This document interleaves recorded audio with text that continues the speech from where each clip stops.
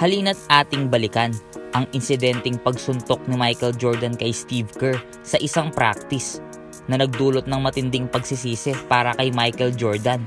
Ang NBA legend na si Michael Jordan at ang sharpshooter na si Steve Kerr ay nakaranas ng maraming tagumpay sa panahon na sila ay magkasama sa Chicago.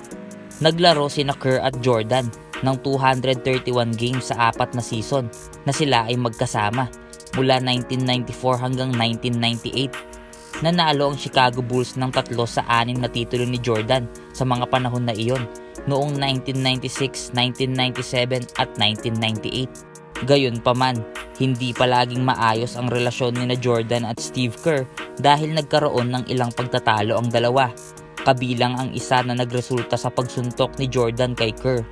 Naganap ang insidente bago magsimula ang 1995 to 1996 season ng NBA.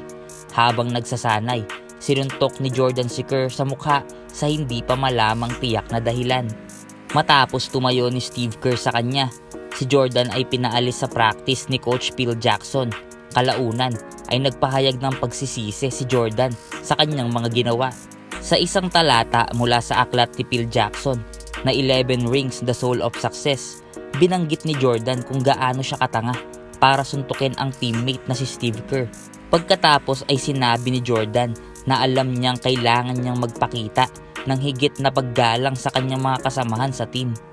It made me look at myself and say, you know what?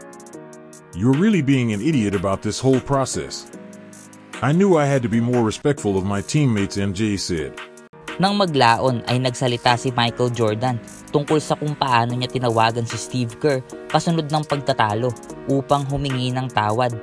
Nag-ayos ang dalawa at tumulong sa Chicago Bulls na makamit ang kanilang pangalawang three-peat. Tungkol naman sa panig ni Steve Kerr sa kwento, sinabi niya ito sa serye ng dokumentary ng The Last Dance ng ESPN. Sinabi ni Steve Kerr na ang pagtayo at pagharap kay Michael Jordan sa practice ay isa sa kanyang pinakamahusay na desisyon dahil nakuha niya ang paggalang ni Jordan. We talked it out, and it was probably, in a weird way, the best thing that I ever did was stand up for myself with him because he tested everybody he played with, and I stood up to him. Sinabi ni Steve Kerr na ang relasyon nila ni Jordan ay bumuti ng husto mula noon. From that point on, our relationship dramatically improved and our trust in each other, everything. It was like, all right, we got that out of the way. We're going to war together. Idinagdag din ni Steve Kerr ang mga sumusunod sa isang panayam sa TNT. I feel like I passed the test and he trusted me more afterwards. Si Steve Kerr ay nagtala ng isa sa historical shot sa kasaysayan ng franchise ng Chicago Bulls. Ito ay nangyari nang ipasok ni Steve Kerr ang game-winning jumper laban sa Utah Jazz sa Game 6 ng 1997 NBA Finals. He comes off. I'll be ready. 6 seconds. 5. Michael in traffic to Kerr. 15-footer.